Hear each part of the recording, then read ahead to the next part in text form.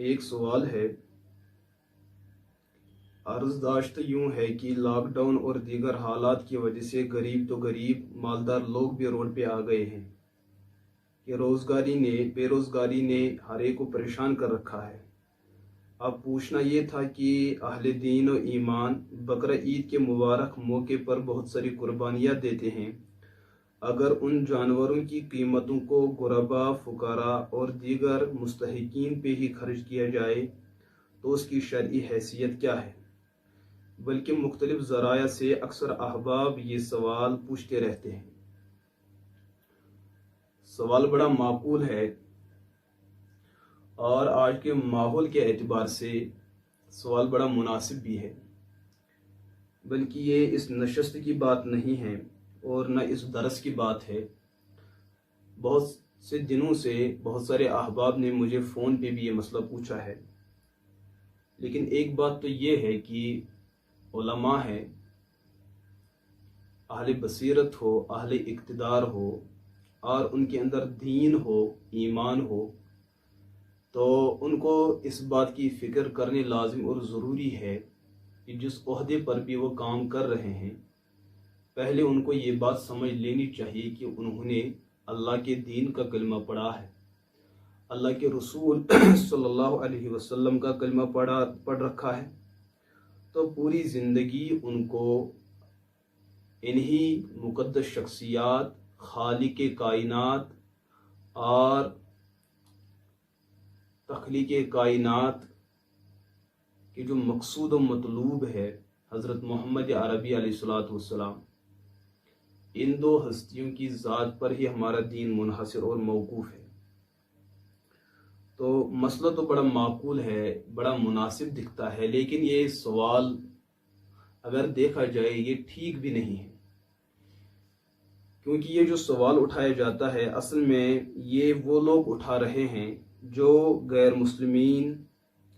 اور ان جیسے لوگوں کی صحبت میں بیٹھے ہوئے ہوتے ہیں، جن لوگوں کا دن رات یہی کام رہتا ہے کہ وہ اسلام کے خلاف انگشت نمائی کرتے رہتے ہیں،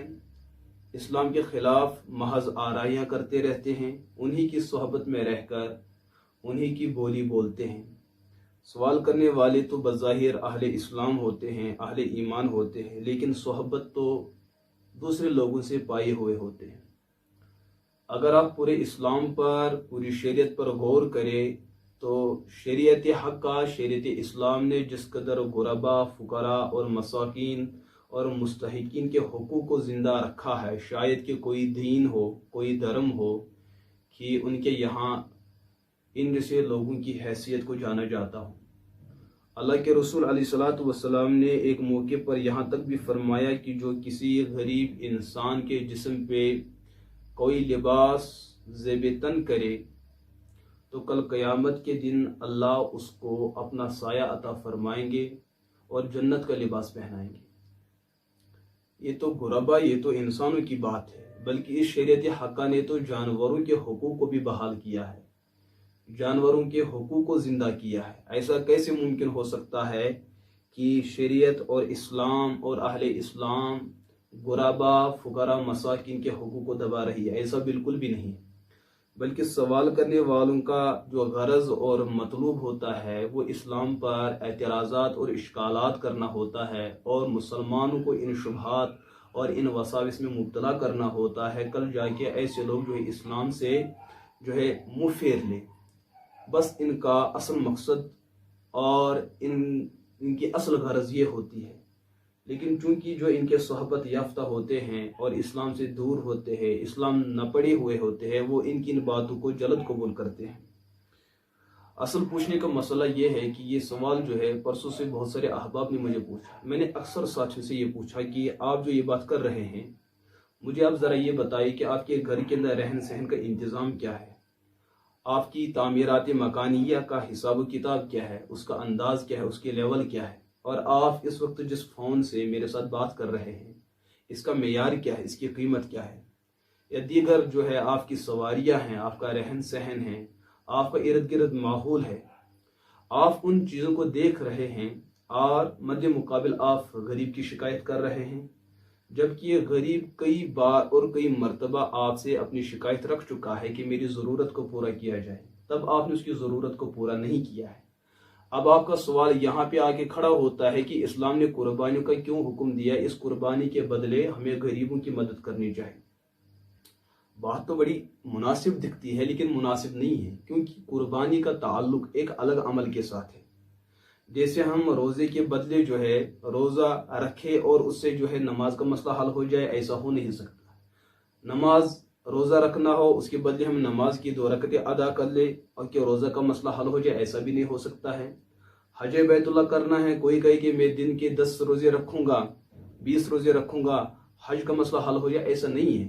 شریعت نے جس مسئلے کو، جس عبادت کو جس نہج پر جس طریقے پہ رکھا ہے، اسی فکر، اسی کیفیت اور کمیت کے ساتھ اس مسئلے کو، اس عمل کو ادا کرنا ہی اس مسئلے کا حل ہو سکتا ہے۔ ایسا نہیں ہے کہ کسی عبادت کے بدلے کسی اور عبادت کو انجام دیا جائے، ایسا نہیں چل سکتا ہے۔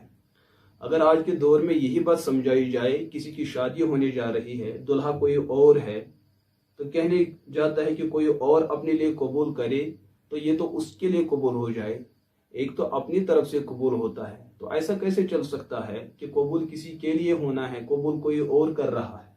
جب اس بات کو ہر کوئی سمجھتا ہے کہ یہ ایک طریقہ ٹھیک نہیں ہے۔ تو گھر کی وکالت، گھر کی ذمہ داریاں وہ کسی مرد کے کاندھے پہ ڈالی جاتی ہے، اب عورت کو اس چیز کا مکلف کیا جائے تو کون یہ بات ٹھیک سمجھتا ہے؟ مرد لوگ جو ہے امامت کرتے ہیں، نمازیں پڑھاتے ہیں، اذان دیتے ہیں، تکبیریں پڑھتے ہیں، اب جو ہے عورتوں پہ یہ ذمہ داری ڈالی جائے تو مجھے بتاؤ، تو مسئلہ تو چوپٹ ہو جانا ہے۔ تو اسی طریقے سے یہ جو پوچھا جاتا ہے یہ مسئلہ ٹھیک نہیں ہے، بلکہ ہمیں قربانیاں ادا کرنی ہیں، اور قربانیوں کو صحیح طریقے سے ادا کرنا لازم اور ضروری ہے۔ بلکہ میں یہاں تک بھی کہہ سکتا ہوں، یہ جو کہنے والے ہیں، پوچھنے والے لوگ ہیں، یہ بس کہنے والے ہی ہیں، ان کو کرنا کچھ بھی نہیں۔ اللہ کا فضل ہے، جو لوگ قربانیاں کرتے ہیں وہی غریبوں کا حق بھی ادا کرتے ہیں، جو لوگ نماز پڑھتے ہیں وہی غریبوں کا حق ادا کرتے ہیں، جو بقرہ عید پر قربانیاں کاٹتے ہیں، جانور کاٹتے ہیں، قربانی کرتے ہیں اللہ کی رضا کے لیے، یہی وہ لوگ ہیں جو غریبوں، فقیروں، مساکین، محتاجوں، مستحقین کی ضرورت کو پورا کرنے والے ہیں۔ باقی جو ہے لوگ جو پوچھنے والے ہیں، بس وہ اسلام پہ اعتراض کی نیت سے پوچھتے رہتے ہیں۔ ان سے پوچھا جائے آپ کے ہاتھ میں موبائل کتنا قیمتی ہے، تو بہتر تو یہ تھا کہ آپ کی ضرورت تو یہ تھی کہ آپ جو 5,000 کے موبائل پہ بھی یہ کام کر سکتے، تو 25,000 رکھنے کی ضرورت کیا تھی؟ آپ کے گھر میں تو گاڑی بھی ہے، بائک بھی ہے، سائیکل بھی ہے، 2 گاڑیاں، 2 جو ہے بائکیں بھی ہے، تو ایک پر اکتفا کیا جاتا، دوسری کی ضرورت کیا تھی؟ اگر آپ کو غریبوں کی اتنی زیادہ پڑی ہوئی ہے، آپ کے گھر میں تو بہت سارے مکانات بنے ہوئے ہیں، کسی ایک مکان کو تعمیر کر کے اس کی تکمیل ہو جائے، اچھی بات ہے، باقی تو ضرورت سے زائد تھی، آپ کو ان چیزوں کی کیا ضرورت تھی؟ آپ کو کیا نہیں مرنا تھا؟ تو ان چیزوں سے آپ غریبوں کے مسائل کو حل کر سکتے، ایسا تو یہ نہیں کریں گے۔ سوال کھڑا کریں گے کہ قربانی کے بدلے ان جانوروں کی قیمت یہ غریبوں میں تقسیم کریں اور غریبوں کی غربت دور ہو جائے۔ اللہ نے غریبوں کی غربت کو دور کرنے کا جو بہترین ذریعہ رکھا ہے وہ آپ کی زکوٰۃ ہے، آپ کے عشر ہے، آپ کے صدقات و خیرات ہے۔ یہ آپ کے مال کے اندر ان کے حق موجود ہیں، آپ ان حقوق کو ادا نہیں کر رہے ہیں اور اسلام کے ایک بنیادی مسئلے کو نظر انداز کر رہے ہیں، اس کو مشکوک بنانے کی کوشش کرتے ہیں۔ لہٰذا میرے عزیز دوستو، یہ کوئی مسئلہ نہیں ہے، بلکہ جو ہے آپ اپنی فکر یہ بنائیں، ہمیں قربانی بھی کرنی ہے، غریبوں کا مسئلہ بھی حل کرنا ہے۔ باقی سوال کرنے والے تو بس کرنے والے ہی ہیں، ان کو اس کے علاوہ اور کچھ نہیں کرنا ہے۔ لیکن اللہ ہمیں چاہے